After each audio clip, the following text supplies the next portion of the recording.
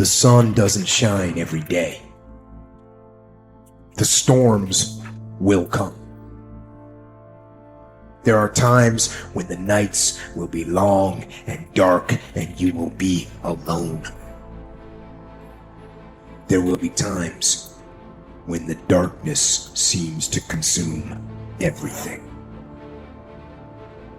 But don't let it consume you. That's anxiety. Stop. You're not where you think you are. Your map isn't producing the desired outcome. It's wrong. What should you do? You don't know. Stop. Because if you don't know where to go, there's no point going anywhere. And then what? Prepare. That's anxiety. Stop. Prepare. Well, people hate that because, well, for obvious reasons. Prepare. For what? Everything. Very, very demanding psychophysiologically. And that's also something that's really worth knowing. It's like anxiety isn't just a psychological state that's unpleasant. It's like you're revved up and you're burning resources like mad.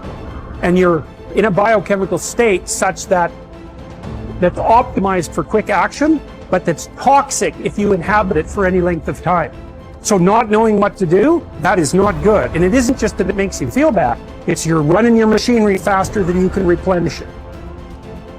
For some reason, there is this facade that life should be full of happiness and without its suffering, which actually makes us suffer even more.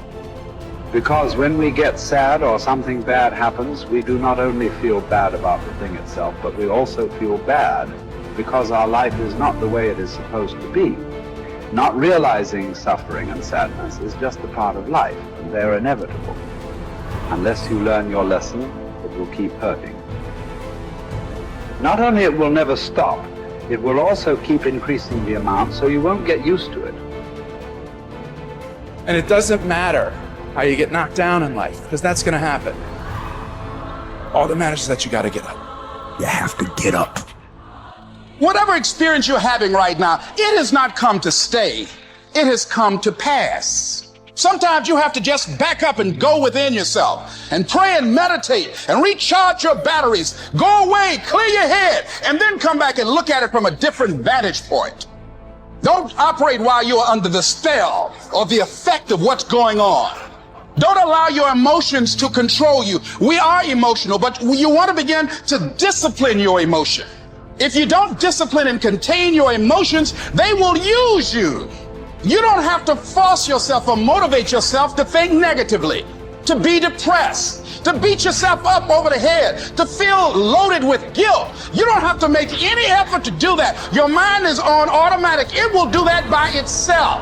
But if you want to begin to move into your own personal greatness, you've got to be willing to go against the tide. You've got to be willing to harness your will and say, in spite of this, I'm in control here. I'm not going to let this get me down. I'm not going to let this destroy me. I'm coming back. The same situation can either be perceived as a lead ball chained to your feet or as wings growing out of your shoulder blades. How you interpret the challenge is crucial to your success of overcoming it. Ultimately, it's never the challenges that matter, but how you perceive them.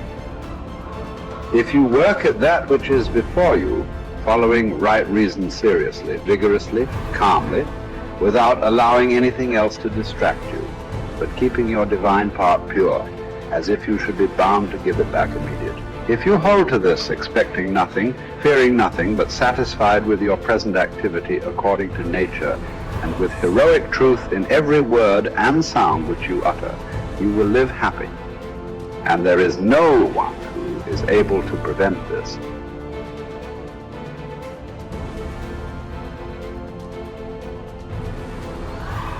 We are all bound by this oath to bear the ills of mortal life and to submit with a good grace to what we cannot avoid.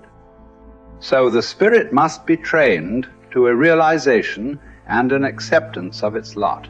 It must come to see that there is nothing fortune will shrink from. There's no ground for resentment in all this. We've entered into a world in which these are the terms life is lived on. If you're satisfied with that, submit to them. If you're not, get out, whatever way you please. The happy man, therefore, is he who can make a right judgment in all things.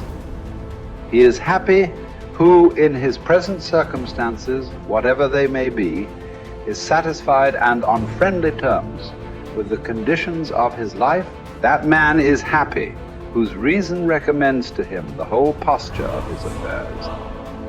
How do you bear the suffering that is at the crux of life without becoming tempted and embittered? That's really, really difficult. Now, someone might point out, go ahead and be bitter, see where that gets you. And if you have any sense, and generally people have at least some, they know that being sick and bitter is worse than just being sick.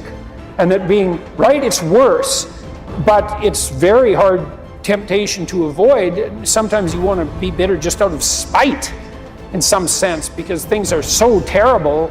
All you've got left is your willingness to shake your fist, and say, well, really? Is this like this many poisonous snakes? Really? That's like, maybe I could have learned with just 1 or 2, not 100. And so, but we're all stuck with that. And I think we're stuck with it at every level of our life in some senses. How do we maintain a high order moral orientation in spite of suffering and malevolence? Do you think that the man has any thought of mending his ways who counts over his vices as if they were virtues?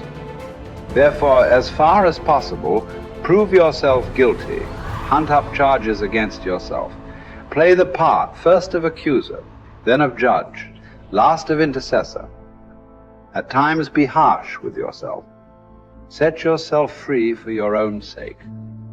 Gather and save your time, which till lately has been forced from you or filched away, or has merely slipped from your hands. Make yourself believe the truth of my words, that certain moments are torn from us, that some are gently removed, and that others glide beyond our reach. The most disgraceful kind of loss, however, is that due to carelessness. Furthermore, if you will pay close heed to the problem, you will find that the largest portion of our life passes while we are doing ill, a goodly share while we are doing nothing, and the whole while we are doing that which is not to the purpose. What man can you show me who places any value on his time, who reckons the worth of each day, who understands that he is dying daily? For we are mistaken when we look forward to death. The major portion of death has already passed.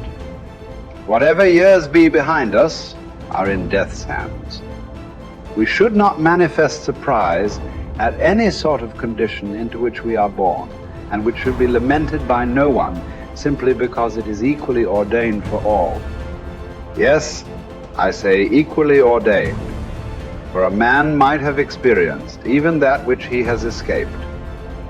And an equal law consists not of that which all have experienced, but of that which is laid down for all. Be sure to prescribe for your mind this sense of equity. We should pay without complaint the tax of our mortality. If you're looking for certainty, the reality of suffering is certain. I mean, what do you accept as evidence above all else? That's a good question. That's a hard question. But I would say pain is up there. It's very difficult not to believe in the reality of your own pain. It's somewhat easier not to believe in the reality of other people's pain. That's not so easy either, but your pain seems to be undeniably real. And so it does beg a question, which is, if pain is undeniably real, is that which overcomes pain even more real? And I think that's, in some sense, that's the idea that lurks behind the idea of the resurrection.